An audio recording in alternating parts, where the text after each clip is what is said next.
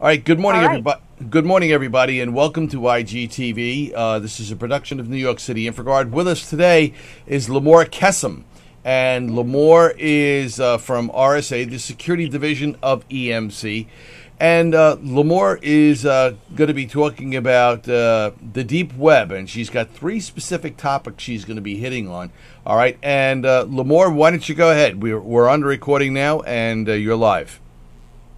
Okay, thank you, Joe. So I was going to speak about three major points today. What is the deep web? What goes on in the deep web? And why do we need to know more than ever about the deep web?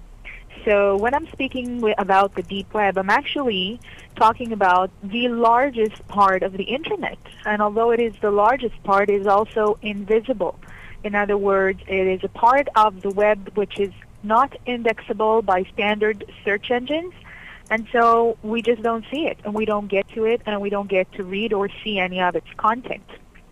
Mike Bergman is a founder of a company called Bright Planet, was credited with coining the phrase the deep web.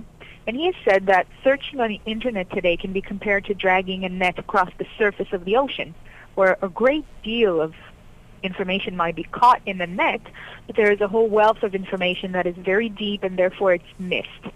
And most of the web's information is buried far down on websites that we cannot access. And why is it that we cannot access them? Because there are a few reasons why the search engines will not index these websites. They are either dynamically generated, so until they're actually made, the search engine will not find them.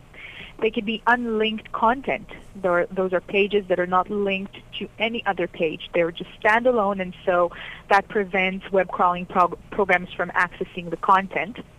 There is the private web, and this is where we're talking about sites that require registration and login, password protected, sometimes certificate protected.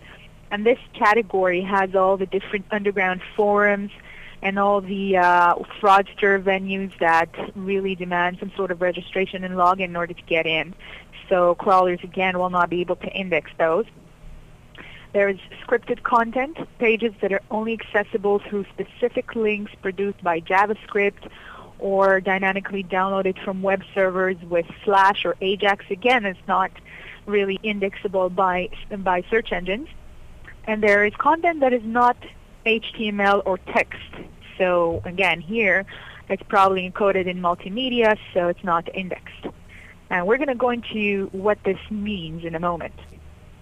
So in terms of magnitude, the vastity of the Internet, if we think of it as a flat surface, and we look at the biggest search engine that we know today, probably talking about Google, it only indexed about 0.3% of the information available.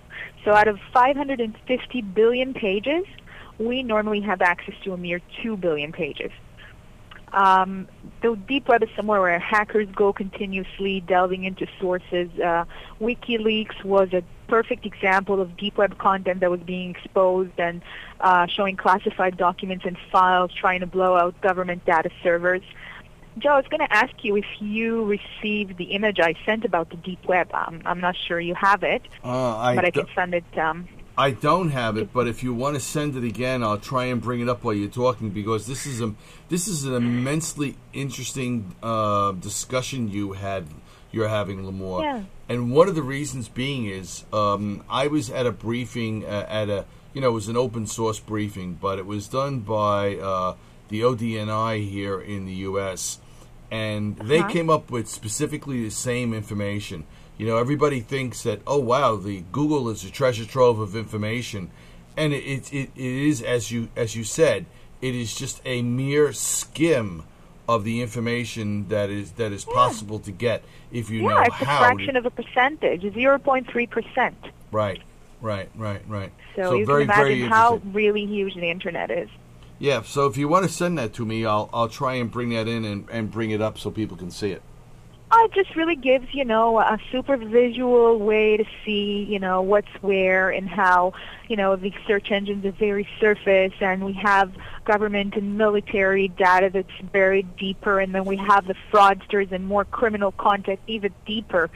So you go in the deep web from gray area straight to straight criminal content hiding in the deep web. So we're talking about porn, if we're saying websites that are non-HTML, and so they're images or videos and things that won't get indexed. So you have, like I said, porn, but then there is much less legal varieties of that with child pornography and other things that would be considered illegal. Now you're saying, okay, well, Limor, why does RSA care about the deep web? We know there's a lot of crazy things going on out there.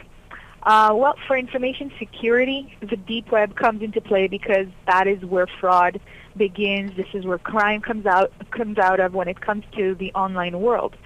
Did you want us to take a quick break, Joe, or did you want me to continue? No, a quick break would be perfect, and obviously you're in tune with us, so that's a good thing. So why don't we take a break here, and we're going to come back with more with Limor Kessem on the deep web.